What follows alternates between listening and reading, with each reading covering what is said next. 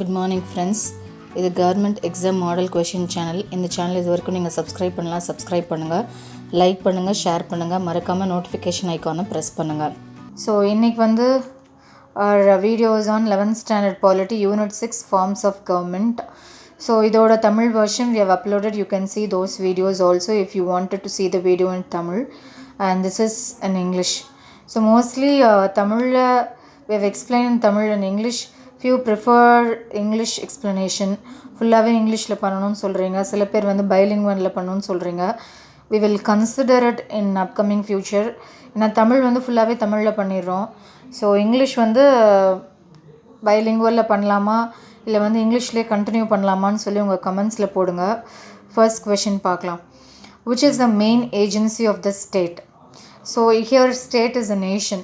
You cannot consider it to Tamil Nadu, அது மாதிரிலாம் இல்லை. Here which is the main agency of the state now, which is the main agency of a nation? Government, constitution, president, legislature. So which is the main agency? Government, because only the government rules the nation.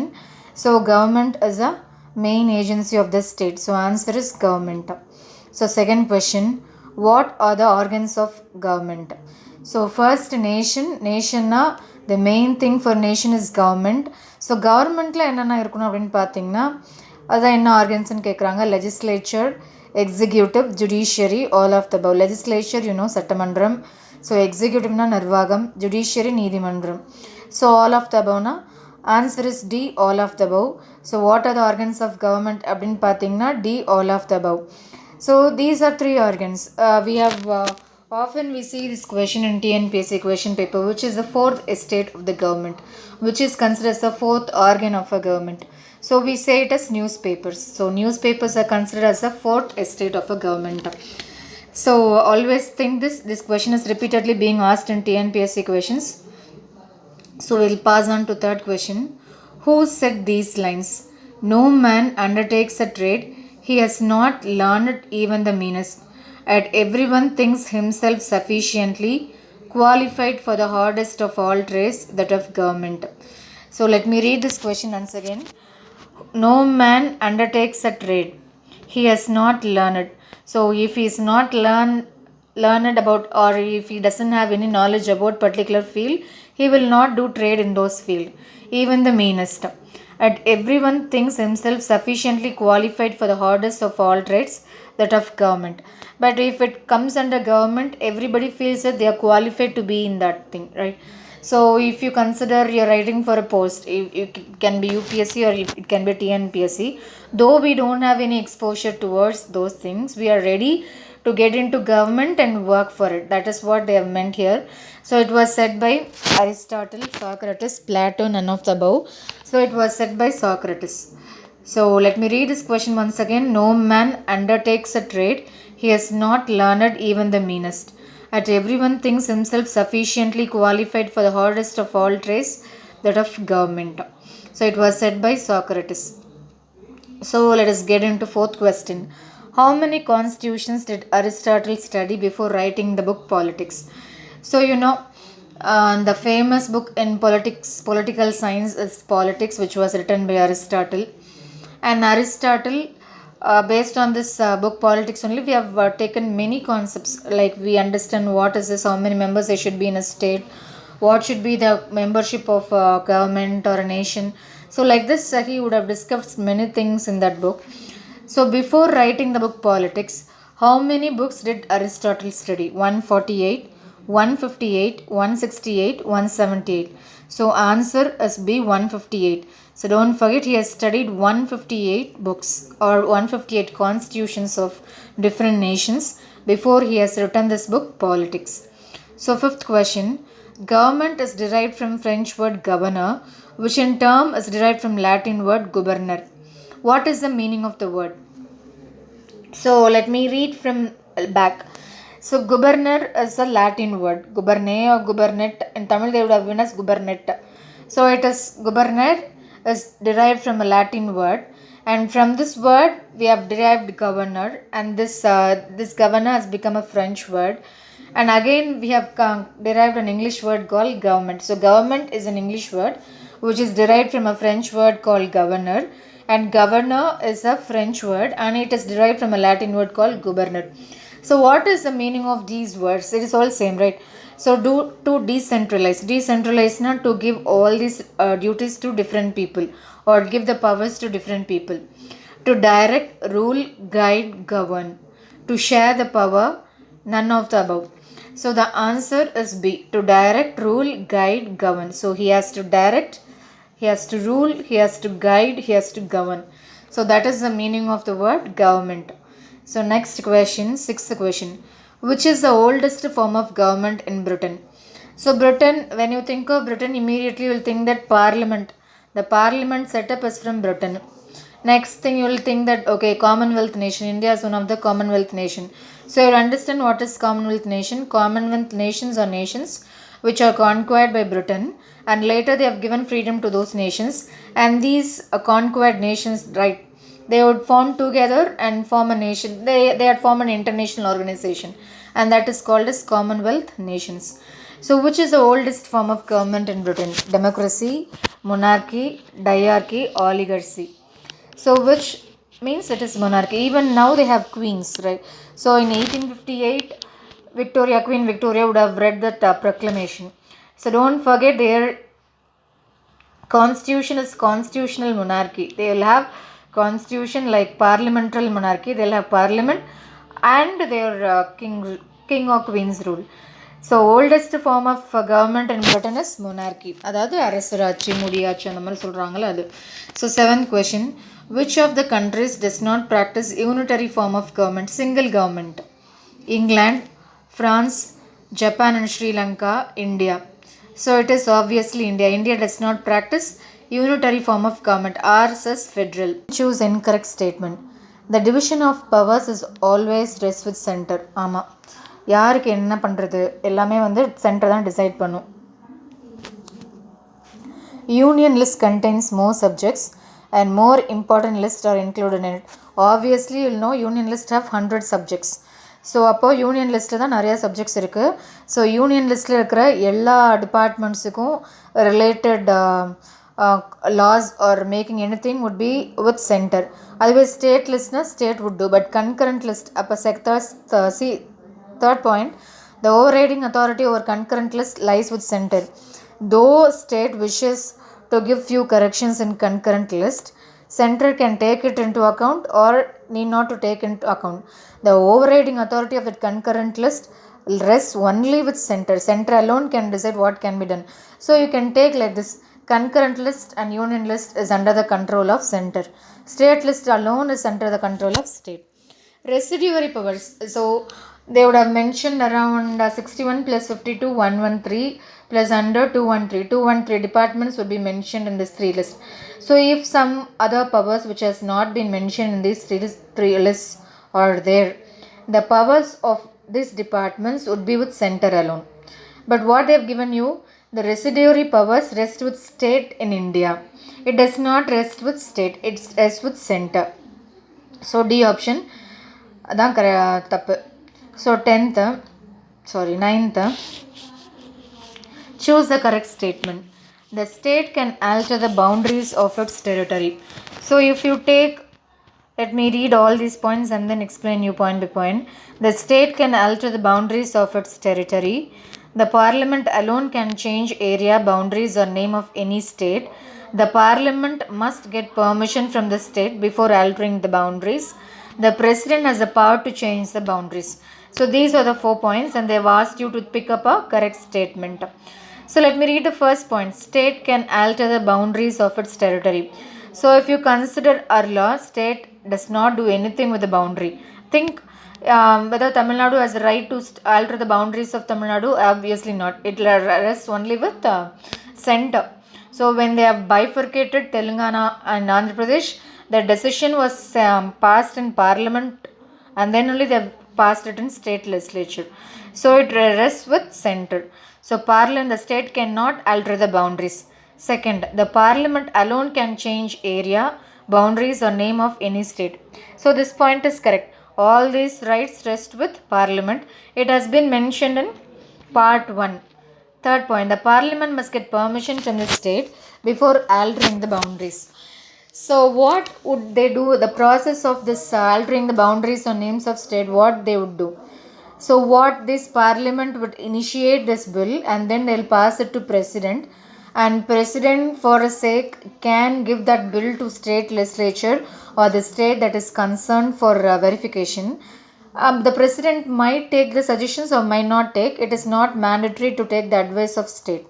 They'll just show it, and then president will give his consent, parliament would passes.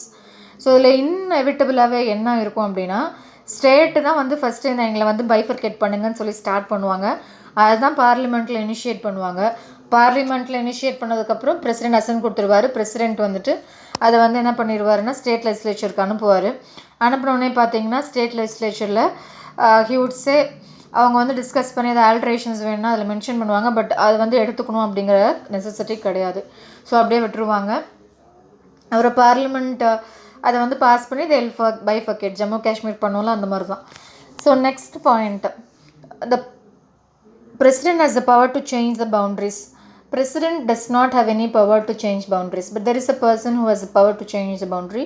It is governor, but not the boundary of a state. He has a right to alter the boundaries of villages, panchayats அந்த மாதிரி இருக்கு இல்லையா, அந்த மாதிரி local election அப்போது local villages அதோட பஞ்சாயத்ஸோட பவுண்ட்ரிஸ்லாம் alter பண்ணுற rights வந்து யாருக்கு இருக்குன்னு பார்த்தீங்கன்னா கவர்னருக்கு இருக்குது. இது நம்ம புக்லேயே மென்ஷன் ஆகிருக்கு. ஸோ இது 4ல் வந்துட்டு they have asked you to pick up a correct statement. So it is B. We'll go for 10th question. Choose incorrect statement. In federal countries, the state has its own right to frame constitution. India allows all states to have its own constitution. India follows federation, but the power rests with center. Jammu and Kashmir is the only state in India that had own constitution. Why I have mentioned here had is because it had its own constitution, but not now. It is following our India's constitution.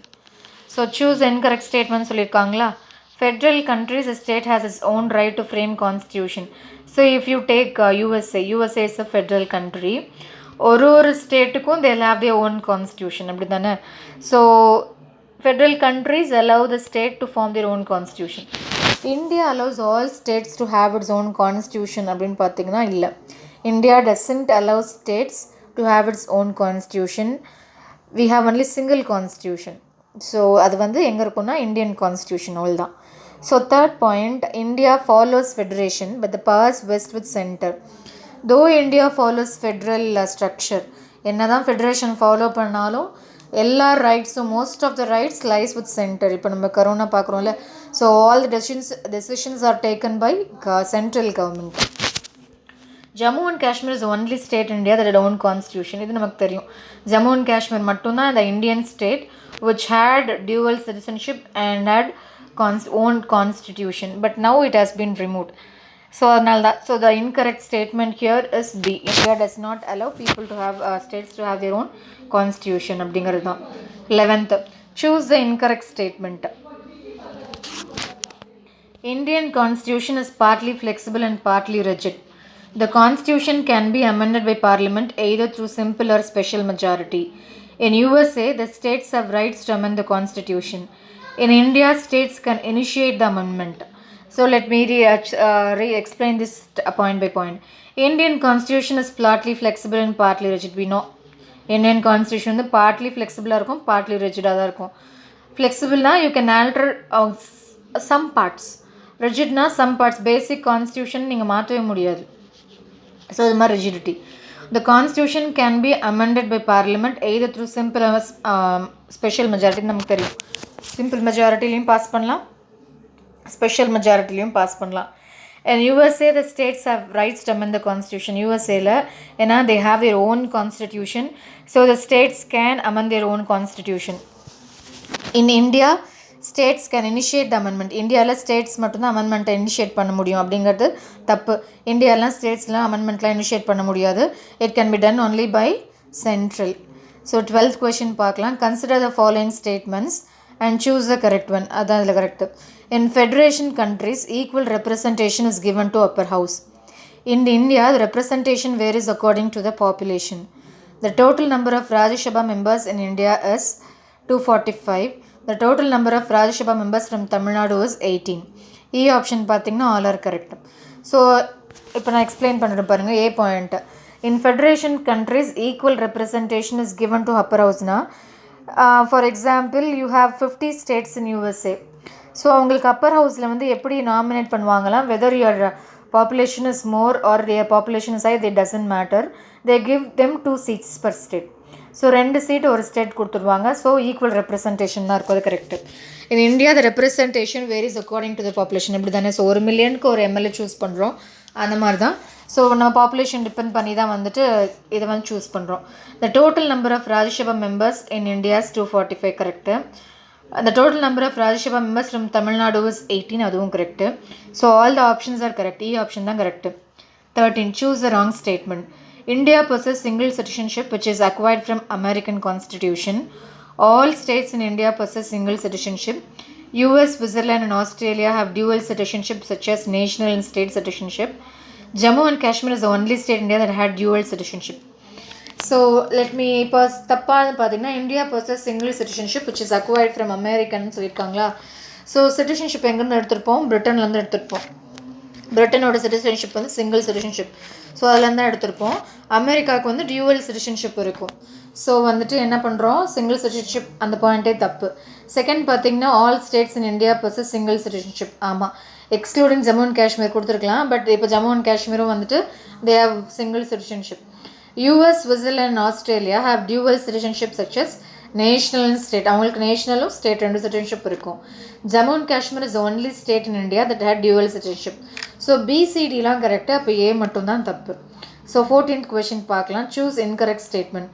Governor is appointed by the president, கரெக்டா? Correct.